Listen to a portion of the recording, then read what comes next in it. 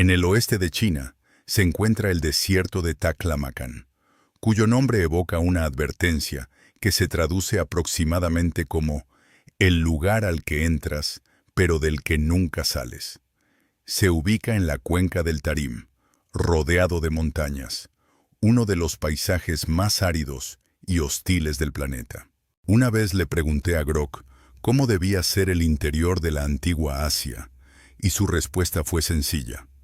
Un país asiático habitado por poblaciones asiáticas desde tiempos inmemoriales. Entonces, la arena reveló a sus muertos. Los cuerpos extraídos de esta cuenca presentan rasgos occidentales, narices prominentes, ojos hundidos y cabello color paja y óxido, enterrados hace entre 3.000 y 4.000 años. Durante décadas, todos coincidieron en una cosa. Estas personas eran forasteros que habían llegado de otro lugar. En 2021, su propio ADN reveló lo contrario, y la verdad superó el misterio.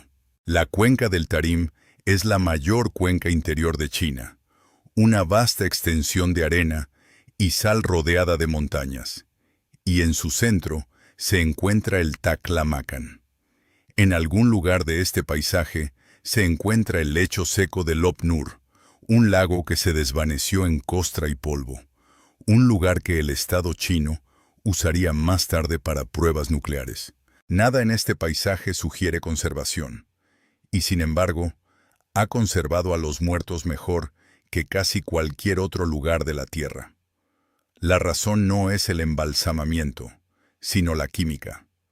El aire es brutalmente seco y el suelo está cargado de sal, y juntos extrajeron la humedad de los cuerpos enterrados hasta que la carne simplemente se desecó en el lugar. No se trata de momias en el sentido egipcio. Nadie las preparó. Nadie envolvió sus órganos ni pintó sus ataúdes con conjuros. El desierto hizo el trabajo por accidente, extrayendo el agua tan completamente que las pestañas, las líneas de la piel y el vello fino de un antebrazo sobrevivieron durante miles de años. El primero de estos cuerpos en captar la atención del mundo apareció en 1980. Arqueólogos chinos que trabajaban cerca de Lop Nur, filmando un documental sobre la ruta de la seda, encontraron a una mujer enterrada a apenas 1 metro de profundidad, envuelta en lana y fieltro. Se la conocería como la belleza de Lulán, y su datación la situó aproximadamente 1800 años antes de la era común. Su rostro estaba intacto, su expresión intacta. Había estado tendida en esa arena durante casi 4.000 años. Pero el descubrimiento más valioso se encontraba más adentro del desierto, en un sitio llamado Xiaohe, el cementerio del río pequeño número 5, a veces llamado la necrópolis de Ordek. Se encuentra a unos 120 kilómetros al oeste y ligeramente al sur de Lulán, tan remoto que llegar allí implicaba cruzar un campo de dunas abiertas. Las excavaciones sistemáticas allí a principios de la década de 2000 abrieron uno de los cementerios más extraños jamás registrados. Los cuerpos habían sido colocados dentro de ataúdes de madera huecos con forma de barcos sellados con piel, y sobre ellos se alzaba un bosque de altas lápidas de madera, algunas talladas en formas que los arqueólogos han interpretado a través del prisma de las prácticas funerarias, más que de cualquier creencia que podamos confirmar. Entre los muertos estaba una mujer que llegó a ser conocida como la belleza de Xiaohe. Conservaba el cabello rubio y largas pestañas. Llevaba un sombrero blanco de fieltro de lana, una capa de lana y botas forradas de piel. Y junto a ella yacían pequeñas bolsas de efedra, una planta cuya presencia en estas tumbas está documentada, pero cuyo significado solo podemos reconstruir. Lo que hacía extraordinaria a toda la necrópolis no era un solo cuerpo, sino la acumulación. Cientos de individuos conservados hasta el último pelo, vestidos con telas tejidas, enterrados con esmero a lo largo de generaciones, en un lugar que debería haber sido inhabitable. Y cada uno de ellos planteaba el mismo problema silencioso en el momento en que eran descubiertos. No se parecían al desierto que los rodeaba. No se parecían a la gente que vive en esa región hoy en día, ni a la gente que, según la historia, llegó allí más tarde. Parecían haber llegado de otro mundo, y la arena los había mantenido esperando una explicación. El problema estaba en sus rostros. Cuando los cuerpos emergieron de la arena, no tenían los rasgos que uno esperaría encontrar en el corazón de Asia. A menudo eran altos.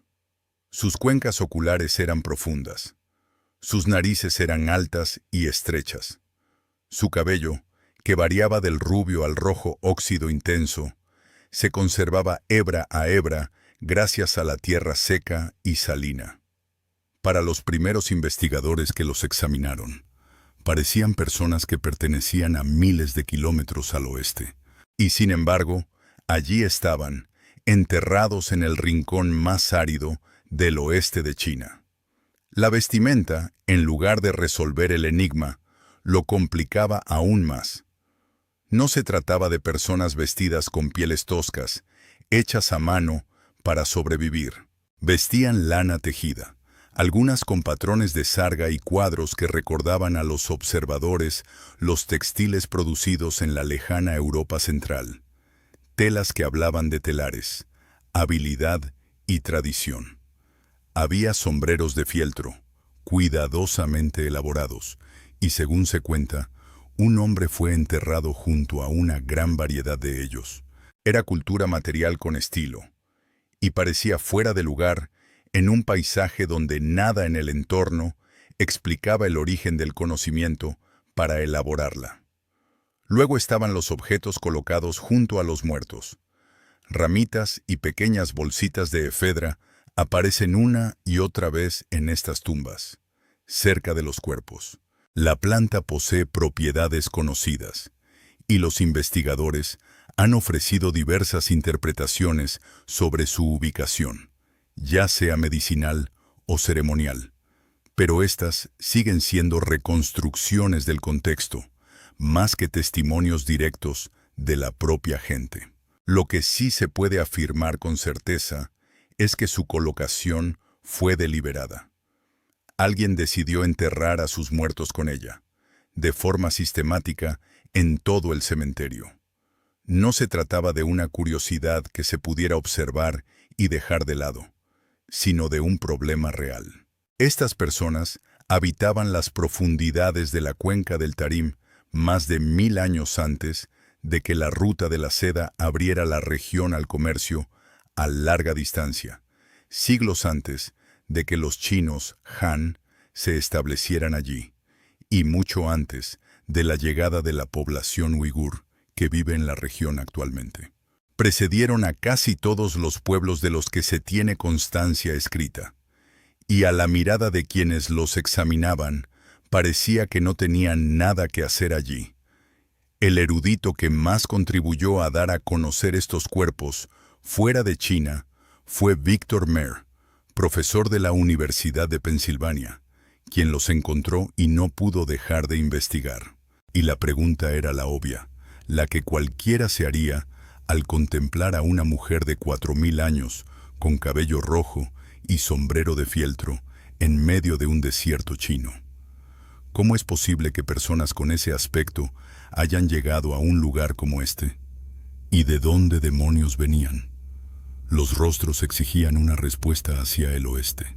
Todo en la primera impresión apuntaba hacia afuera, hacia la migración, hacia un largo viaje desde una patria lejana que había llevado a estas personas, sus telares y sus sombreros, a través de medio continente para morir en la arena. Parecía casi evidente. Rostros tan fuera de lugar debían significar un movimiento desde otro lugar. Y así, durante décadas, eso fue exactamente lo que las principales teorías se propusieron explicar. Cada una proponía una ruta diferente por la que estos extraños podrían haber llegado. Todas las teorías serias partían de la misma premisa. Estas personas venían de otro lugar. La única discrepancia real era la ruta. Una explicación apuntaba a los Afanasievo, una cultura pastoril de la edad del bronce de la región esteparia alrededor de las montañas Altai, al norte. En esta versión, asociada al trabajo de académicos como Mallory y Meyer, el pueblo tarim descendía de migrantes de las estepas que se desplazaron hacia el sur, adentrándose en la cuenca, y que posiblemente llevaron consigo el tocario, una rama extinta de la familia de lenguas indoeuropeas que posteriormente se documentaría en la región. Era una historia sencilla. Los pastores se desplazaban, se dispersaban, y la lengua y los rostros viajaban juntos. Una segunda explicación apuntaba, en cambio, hacia Asia Central, a la civilización de los oasis conocida como el complejo arqueológico Bactria Margiana, una sofisticada red de asentamientos al suroeste. Según esta interpretación, los fundadores de Tarim llegaron de esas culturas irrigadas de Asia Central, trayendo consigo la agricultura y la artesanía. Una tercera teoría señalaba al corredor montañoso de Asia Interior, la cadena de altos valles y pastos que podrían haber canalizado poblaciones hacia la cuenca desde el norte y el oeste. 3 teorías, 3 mapas diferentes, pero todas apuntaban hacia el Tarim desde el exterior. La evidencia genética disponible en aquel momento no hizo sino complicar aún más las cosas. Según se informó, a principios de la década de 1990 se encontraron muestras sacadas clandestinamente del país que mostraban vínculos con ascendencia europea. Posteriormente, en la década de 2000, un equipo liderado por Li Jin en la Universidad de Fudan presentó un panorama más complejo, que incluía marcadores genéticos del este e incluso del sur de Asia entre los restos. Este hallazgo fue cuestionado. Meyer y otros lo pusieron en duda, y el panorama general de las pruebas permaneció incierto. Un conjunto de resultados parciales apuntaban en diferentes direcciones y no arrojaban una respuesta clara. Lo que complicó aún más la situación fue que las momias se habían politizado. Para muchas comunidades uigures de la región, estos cuerpos antiguos eran sus ancestros. Su presencia se interpretó como prueba de una reivindicación previa de la tierra, un arraigo en el Tarim más profundo que el de los recién llegados. El Estado chino empezó a desconfiar precisamente de este argumento. El acceso a los restos se restringió. A los investigadores extranjeros les resultó cada vez más difícil estudiar los cuerpos directamente, y la ciencia se vio envuelta en la disputa sobre quién pertenecía a la región y desde cuándo. Nada de esto es algo que este relato pueda resolver, y conviene dejar claro que la arqueología y la política moderna son cuestiones distintas que se volvieron difíciles de separar. Así pues, esta era la situación al comenzar el siglo XXI. Un misterio de fama mundial. Un conjunto de cuerpos sorprendentes con rostros occidentales en un desierto chino. Varias teorías contrapuestas, cada una proponiendo una patria diferente en una ruta distinta. Todas partiendo de la base de que estas personas eran recién llegadas. Y en el fondo, un conjunto de restos que casi nadie fuera de China tenía permiso para analizar con las herramientas que podrían haber resuelto el asunto. La cuestión del origen del pueblo de Tarim se había debatido durante décadas sin resolución. Lo que se necesitaba era una forma de obtener la respuesta directamente de los propios cuerpos, del único registro que no podía vincularse a una patria que no tenía. Ese registro era su ADN y nunca se había analizado correctamente. La respuesta llegó en octubre de 2021 en la revista Nature, en un artículo titulado Los orígenes genómicos de las momias de la cuenca del Tarim de la Edad del Bronce. El proyecto fue liderado por un investigador llamado Zhang Fan, quien trabajó con un equipo internacional que incluía a Christina Wariner, antropóloga afiliada a Harvard y al Instituto Max Planck, y a Chung-Wang Jiang, genetista evolutivo que había dedicado años a investigar precisamente esta cuestión. Por primera vez, alguien iba a analizar directamente el genoma de la población fundadora del Tarim. El alcance del estudio fue meticuloso. El equipo recuperó datos genómicos de 13 de los primeros individuos de la cuenca, 11 de ellos procedentes del cementerio de Xiaohe, junto con otros 5 de la vecina cuenca de Zungaria, al norte. No se trataba de inmigrantes tardíos aislados. Eran algunos de los pobladores más antiguos de la región, que datan aproximadamente de principios del segundo milenio antes de Cristo, los fundadores cuyo origen todas las teorías habían intentado explicar. La lógica subyacente era simple, y Jiang la expuso con claridad. Donde hay migración, hay genes. Si estas personas hubieran venido del oeste, de la estepa de Afanasievo, de los oasis de Asia Central, de cualquier lugar, esa tierra natal habría dejado una huella impresa en su ADN. Encontrar esa huella es encontrar el camino que recorrieron. Todo lo que el equipo tenía que hacer era leerlo. Lo que descubrieron fue que ese camino no existía. No había ascendencia detectable de la estepa occidental en estas personas. Ninguna señal de Afanasievo, ninguna de las huellas genéticas que una migración desde el oeste o el norte habría impreso en ellos. Las teorías habían pasado décadas discutiendo sobre qué viaje habían realizado estas personas, y los genomas arrojaron un veredicto que no encajaba con ninguna de ellas.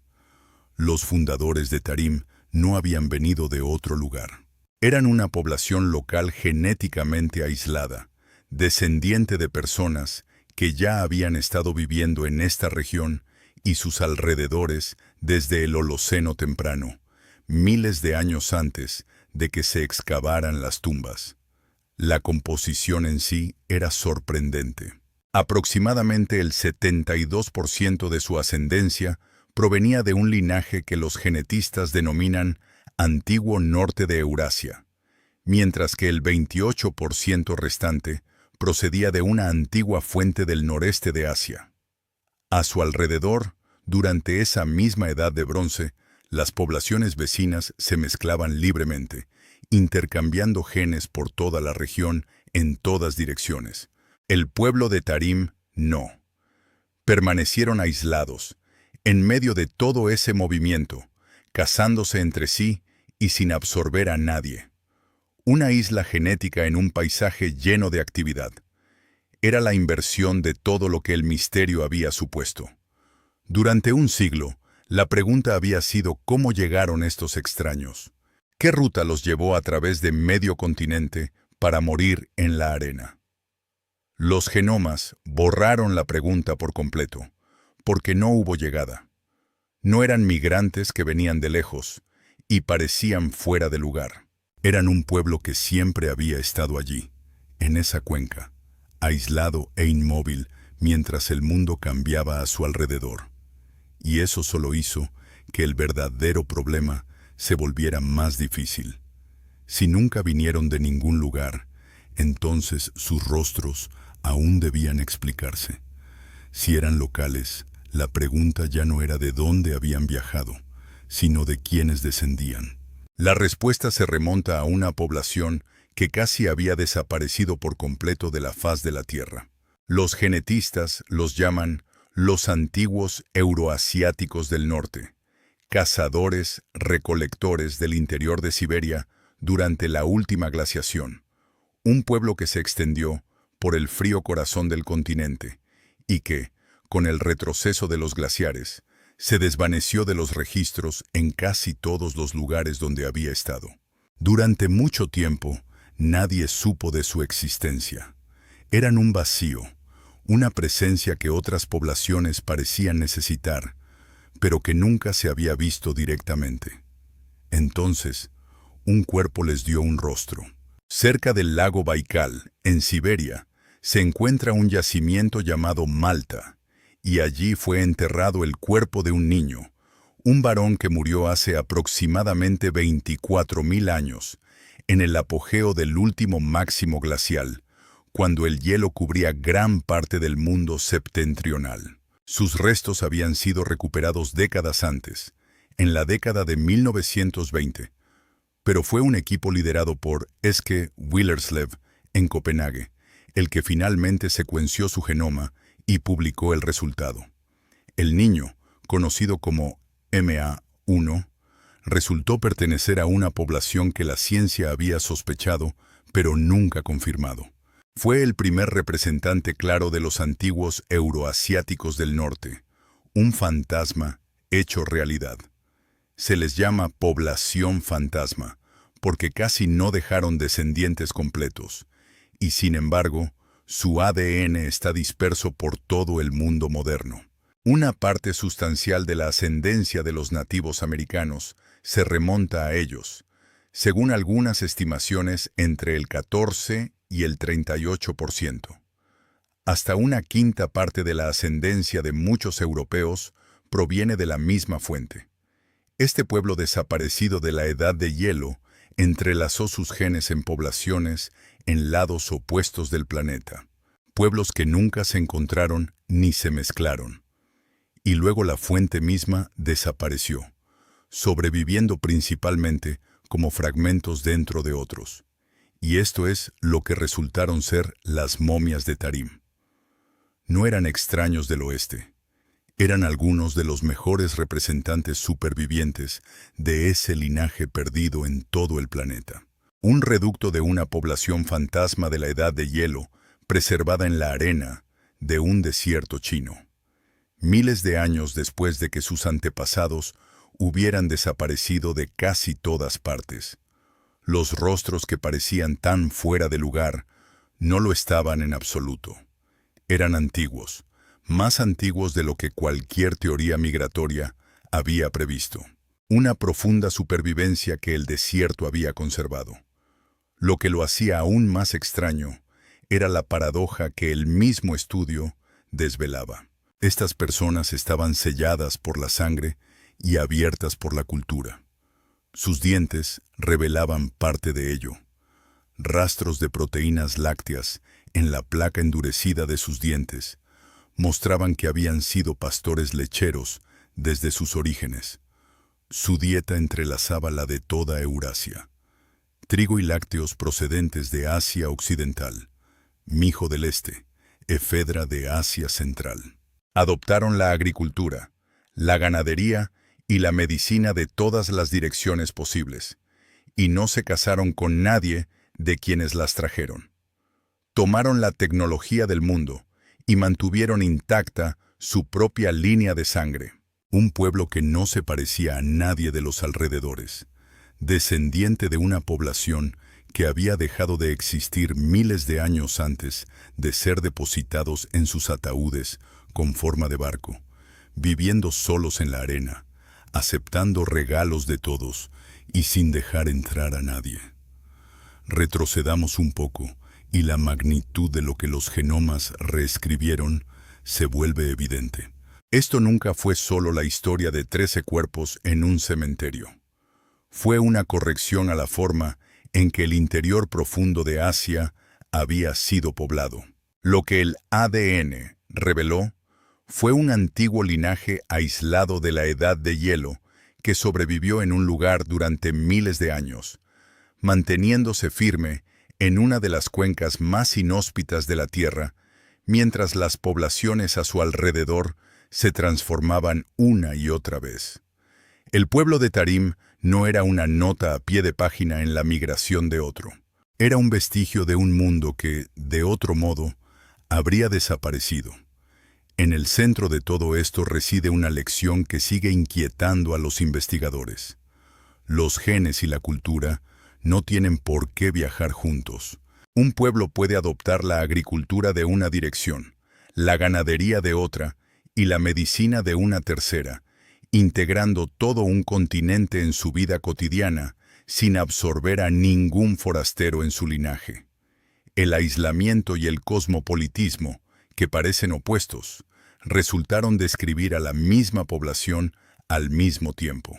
Los fundadores de Tarim demostraron que lo que un pueblo toma prestado y lo que un pueblo es pueden ser dos registros completamente distintos. Pero la respuesta no resolvió todas las preguntas, y vale la pena ser honesto sobre lo que queda abierto.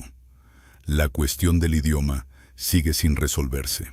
Si estas personas hablaban proto-tocario, una forma temprana de esa lengua indoeuropea extinta que posteriormente se encontró en la cuenca, no se puede determinar a partir de su ADN.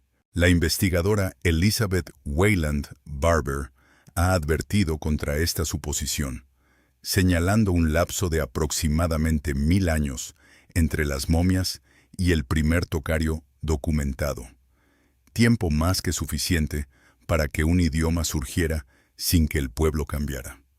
Otros, incluido el lingüista Ronald Kim, han argumentado que la cronología aún podría coincidir. La evidencia se encuentra en un punto intermedio, y no corresponde a este relato forzarla en una dirección. También existen limitaciones en el alcance. El estudio genético, por muy potente que fuera, analizó un horizonte en esencialmente un solo sitio. Como señaló el genetista Bhaghish Narasimhan, un muestreo más amplio en una mayor parte de la cuenca podría complicar el panorama, revelando vínculos que los primeros 13 genomas no mostraron. Y el acceso en sí mismo sigue siendo una limitación. La sensibilidad política de la región y las restricciones a la investigación extranjera implican que el registro aquí está lejos de ser leído por completo. Gran parte de lo que estos cuerpos podrían revelarnos aún permanece oculto tras la arena y las circunstancias. Por lo tanto, la postura honesta es la que respalda la evidencia y nada más. El ADN determinó el origen del pueblo de Tarim. No contó toda su historia. Cómo una población relicta de la era glacial llegó a prosperar sola en Taklamakan, manteniéndose unida durante milenios mientras rechazaba a todos sus vecinos, y qué fue finalmente de ellos al cerrarse los siglos sobre el cementerio, sigue siendo solo una incógnita. Los genomas nos dieron el comienzo de este pueblo con una certeza a la que nada se había acercado antes. El medio y el final aún se están reconstruyendo a partir de fragmentos. Lo que se puede decir es que un siglo de suposiciones fue derrocado por una sola lectura de su código genético, y que la verdad que reveló fue más extraña que cualquiera de los viajes que alguien hubiera imaginado para ellos. No eran viajeros que llegaron, eran supervivientes que se quedaron mucho después de que el mundo que los creó desapareciera. Regresaron al desierto y a los cuerpos que éste guardaba. La belleza de Lulán, la belleza de Xiaoe, rostros intactos después de 3 y 4 mil años, todavía con sus sombreros de fieltro, todavía enmarcados por cabellos color paja y óxido. Durante un siglo fueron tratados como extraños que llegaron de algún lugar lejano, un misterio de migración esperando ser rastreado. Su propio ADN reveló algo más extraño. Eran los últimos de un pueblo que ya era antiguo, un linaje fantasma de la era glacial que sobrevive ahora principalmente como fragmentos de código llevados dentro de miles de millones de nosotros, y casi en ninguna parte como un todo. Y el desierto aún guarda lo que aún no ha entregado. Tumbas selladas, laboratorios restringidos, preguntas que la arena ha guardado durante 30 siglos. Un registro capa por capa que aún se está leyendo cuerpo por cuerpo.